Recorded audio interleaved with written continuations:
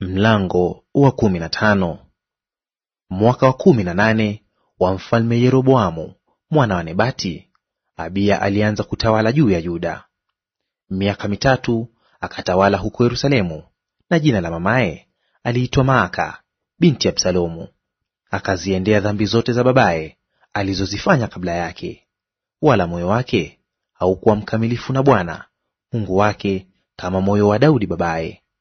Walakini kwa ajili ya Daudi, Bwana Mungu wake akampa humo Yerusalemu, amwinue mwanawe baada yake na kuufanya imara Yerusalemu.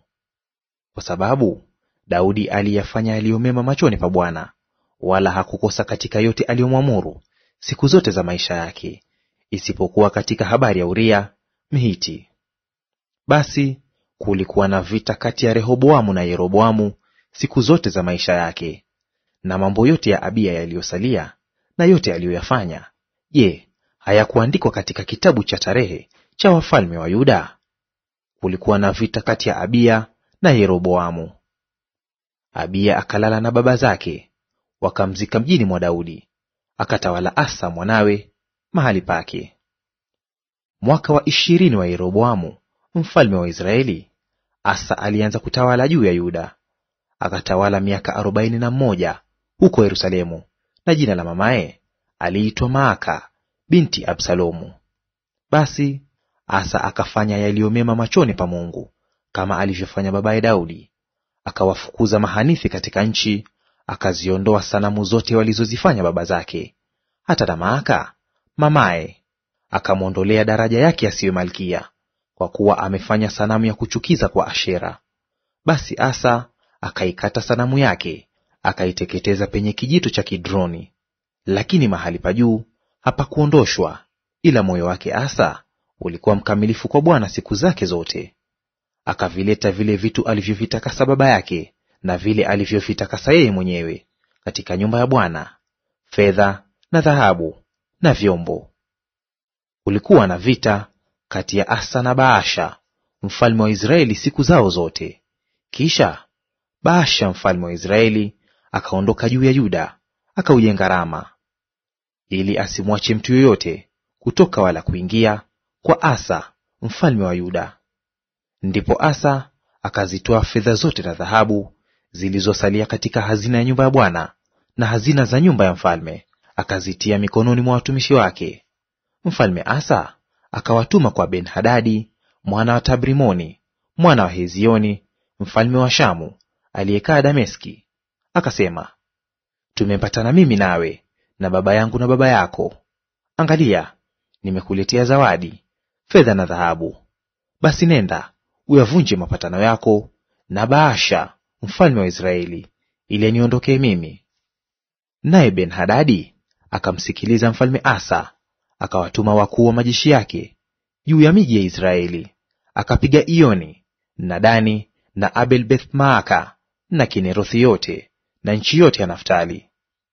Ikawa Baasha aliposikia habari hiyo, akaacha kuujenga Rama, akaenda akakaa Tirza.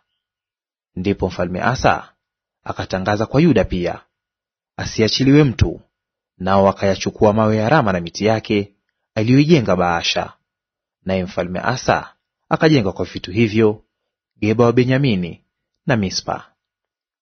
Na mambo yote ya Asa yaliyosalia na nguvu zake zote na yote aliyoyafanya na miji aliyojenga, je, hayakuandikwa katika kitabu cha tarehe cha wafalme wa Yuda?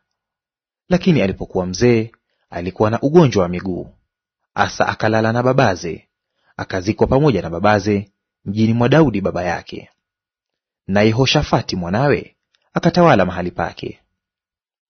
Nadabu mwana wa Yeroboamu alianza kutawala juu ya Israeli mwaka wa 2 wa Asa mfalme wa Yuda. Akatawala juu ya Israeli miaka 2. Akafanya yaliyo mabaya machoni pa Bwana, akaiendea njia ya baba yake na kosa lake alilowakosesha Israeli. Basi Baasha wa Ahiya wa mbari ya Isakari akamfanyia fitina. Baasha akampiga huko Gibethoni ulio wa Wafilisti, kwani Nadabu na Israeli wote walikuwa wakiuhusuru Gibethoni. Mwaka wa 3 wa Asa mfalme wa Yuda, Baasha akamuua, akatawala mahali pake. Ikawa mara alipotawala, akawapiga nyumba yote ya Yeroboamu. Hakumwachia Yeroboamu mwenye pumzi yeyote, hata alipomharibu, sawasawa na neno la Bwana alilolinena kwa mtumishi wake Ahiya Mshiloni, kwa sababu ya makosa yake Yeroboamu aliyoyakosa, ambayo kwa hayo aliwakosesha Israeli, kwa sababu ya chukizo lake alilomchukiza Bwana Mungu wa Israeli, hata kumghadhibisha. Basi mambo yote ya Nadabu yaliyosalia na yote aliyoyafanya, je, hayakuandikwa katika kitabu cha tarehe cha wafalme wa Israeli? Kulikuwa na vita kati ya Asa na Baasha mfalme wa Israeli siku zao zote.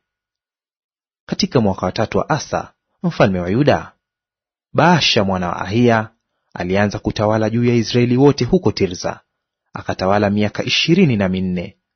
Akafanya yaliyo mabaya machoni pa Bwana, akaiendea njia ya Yeroboamu na kosa lake ambalo kwa hilo aliwakosesha Israeli.